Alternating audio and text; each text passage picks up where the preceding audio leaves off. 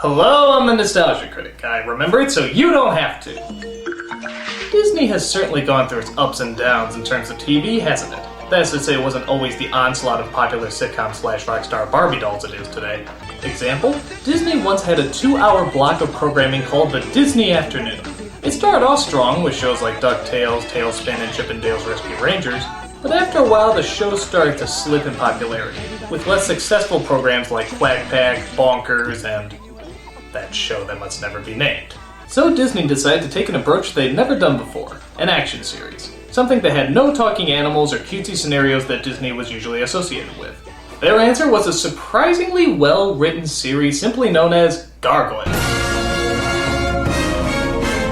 Often seen as Disney's answer to the Batman cartoon, Gargoyles was dark, serious, and very complex. The stories were epic and the characters were fleshed out. Well, scaled out. So why was Gargoyles such a kick-ass show? Lots of reasons. And you probably want to know what they are. So, let's stretch out our wings and fly right into Gargoyles.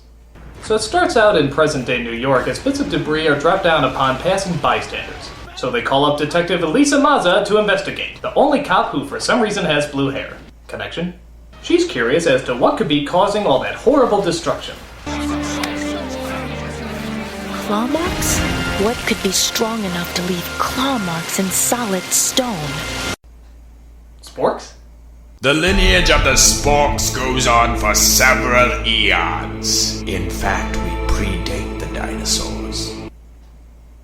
Indeed. So we flash back 1,000 years ago to Scotland, where the ancient battle for this castle, I guess, is being fought by whoever the hell these guys are, because they really want it. I don't know, there's like no detail on this backstory. It's just people with swords doing what people with swords do. Give any guy a sword and he'll want to go pillage something. Attack! They may take our lives, but they'll never take our questionably unclear motivation! But it turns out those stone gargoyles aren't just there for decoration. By daytime, they're stone, but when the sun goes down, they break through the rock and become the defenders of the castle. So they're like stone vampires? No, I didn't mean like that. Never mind. So the leader of the clan is called Goliath, who I swear has the coolest freaking voice of all time. You are trespassing. They're not far ahead. I can scare those cowards away without any help. I don't know who that actor's wife is, but I bet she plays a lot of 70s music when he's around. Remember, you and I are one, now and forever.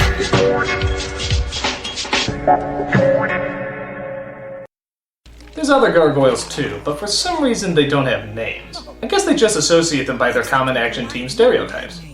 What is it? Are we being attacked again? Look, it's the fat one! The tricks are very late for horses carrying armored men. How you doing over there, old one? Not afraid, are you? I can see why. My, the prissy one is in rare form today. Let us go out in force and put an end to these pigs once and for all. Hey, how you doing, incredibly big boobied one? Oh, there's also a gargoyle dog. How the hell does that work? I mean, are there gargoyle cats too?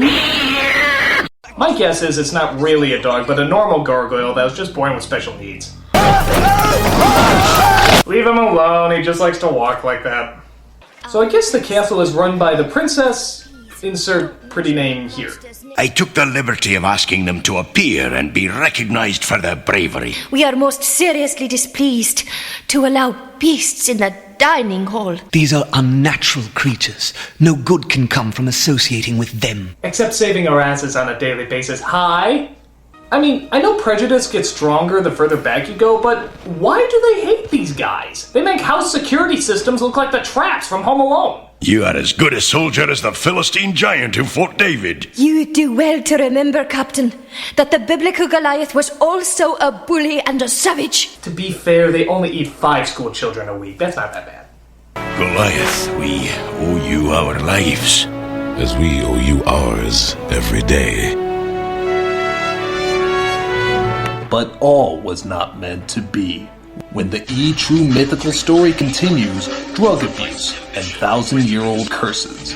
For indeed there is trouble about, as Goliath's best human friend leads him away from the castle so he can sabotage the weapons. Goliath finds out too late as the sun rises and freezes our heroes. do they ever freeze in an embarrassing pose? Like one of them's just standing there taking a whiz and then suddenly, oh shit, the sun, mother! So the bad guys storm the castle, take everybody prisoner, and even destroy all the stone statues of the gargoyles. Yeah, maybe you should have, I don't know, hid yourselves or something! I mean, why display yourselves in the middle of the day in plain vulnerable sight? That's pretty cocky, guys. Do you also make taunting motions before the sun comes up? So Goliath returns and finds all his warriors smashed into cigarette butts. There's only 3 others who survived, as well as that weird gargoyle dog, because they were sealed in a hidden shelter earlier. So the gargoyles take what's left of their clan and do a hunt down for vengeance, while the bad guys talk with the princess and her wizardly Legolas impersonator. You blackguard! No! My spells! Now, which one of these fair maidens do you want? I'll take the albino. She has far more delicate features. But the princess escapes as the gargoyles fly in to whip some Viking-ish ass. Zool, motherfucker, Zool! But the wizard guy thinks the princess is dead and the gargoyles are to blame. So he casts a spell on them to turn them into stone permanently. But in actuality, Goliath saves the princess while the villains slip off a cliff to their deaths. You know, for a Disney cartoon, a lot of people sure do get the axe. This is like 5 Simba fathers and 3 Bambi mothers. I've been denied everything, even my revenge! And on top of that, I think I have a splinter! Well, at least nothing else can go wrong. Oh, God! What sorcery is this? So the wizard realizes his mistakes and regrets that he can't reverse the spell. You turned him to stone forever? The terms of the spell were that they would sleep until the castle rises above the clouds. Granted, it's a weak loophole, but it holds up nonetheless. So, yeah, it hasn't exactly been the best week for Goliath. Thus, he tells the wizard to cast his spell one last time so that he can at least be reunited with his frozen brothers. Connection? Cut to years later when a millionaire named Xanatos, played by Riker from Star Trek, actually goes to the trouble of raising the castle above the clouds, resulting in probably the most epic yawn of all time.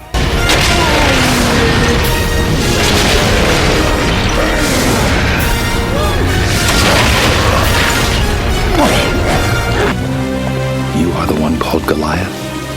Yes. But my friends call me Go. How long has it been? This may be a shock. 1,000 years have gone by since the spell was cast. The Magus who cursed you wrote the whole story down in there. I was fascinated by the Magus' story. I wanted to see if it was true. Why have you done all this? I'm eccentric. So Xanatos explains all about this new world they've entered while Detective Bonza, from earlier, explores what was causing all that falling debris. Sorry, pal, but this investigation isn't over yet. Don't tell me this is where Dracula shows up. A good laugh would be worth a lot of money right about now. You know, for a snoop, I sure do talk to myself a lot.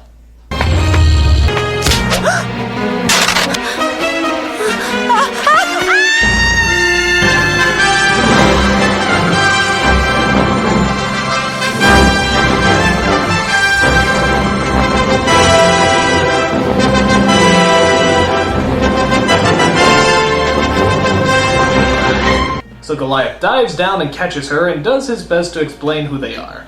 My kind have no names, but you humans call me Goliath. Your kind?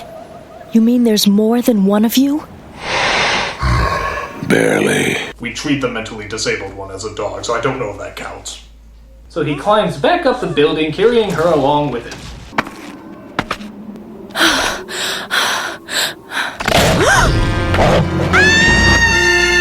Oi! Okay, so that part didn't happen. But she does befriend the gargoyles and becomes sort of the April O'Neil of the group. You know, if April was packing.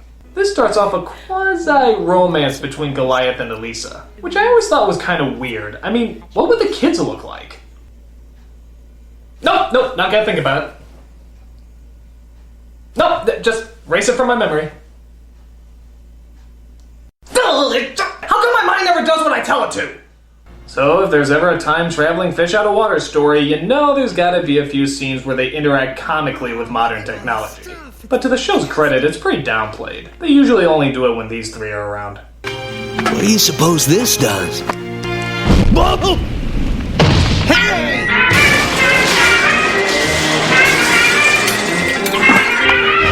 Hey! Let me out!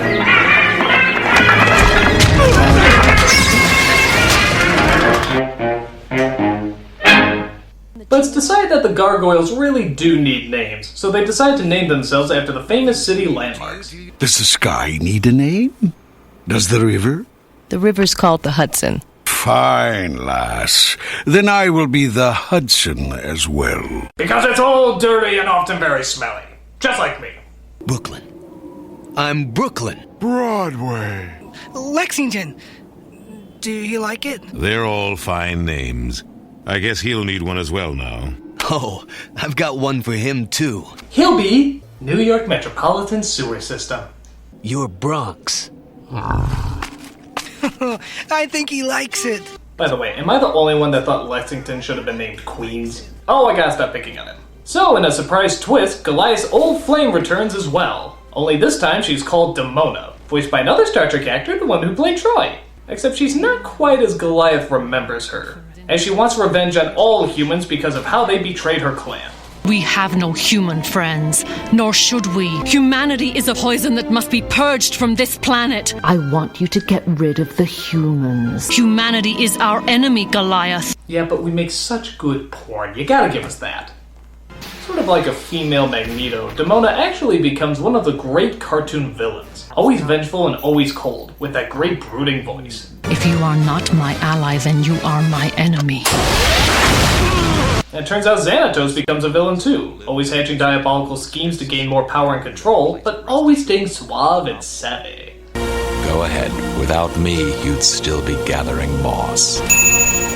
Such is the plot to Gargoyles, as they constantly fight not only Demona and Xanatos, but a whole slew of other baddies. The stories were sometimes episodic, but mostly intertwined, the best ones being about Demona's past and how she survived all these centuries. For example, there's one episode where Demona goes back in time and tries to convince herself to kill Goliath and wage war on all humanity. But the hopeful Demona of the past doesn't want to believe that she becomes the vengeful Demona of the future. This is actually a really clever idea. The humans did this, and you can stop it. Destroy all the humans. Rule the Gargoyles. Rule the world. I am what you will become. I will never be like you. I do not wish to hurt you, and I do not wish to be you. And I don't wish for you to hurt you while I'm you. There's also episodes with mythical characters like King Arthur and Puck, but again, they don't make them as cheesy as it sounds. They actually give them the dignity that a lot of these myths already had. That's pretty impressive for a kid's show. But I think my favorite episode is the one called Future Tense, where Goliath arrives in the future and all hell broke loose as Xanatos has apparently taken over. Trying to set things right, all the Gargoyles get killed and slaughtered by Xanatos' army. But then it turns out Xanatos is really a computer with all the memories of the original person. But then it turns out it wasn't Xanatos at all, it was Lexington, who's become overtaken by madness. But then it turns out it was all an illusion by Puck to try and get a mythical emblem from Goliath. And then it turns out it may or may not have been a dream. And then it turns out that Goliath is a woman. Okay, that didn't happen, but you get the idea. This show was filled with plot twists and surprise endings that actually all seemed to add up. It didn't seem forced or contrived. This just might be fun after all. Oh, by the way, did I mention that Puck is voiced by Data, also from Star Trek? Good God, they should just make the credits look like this.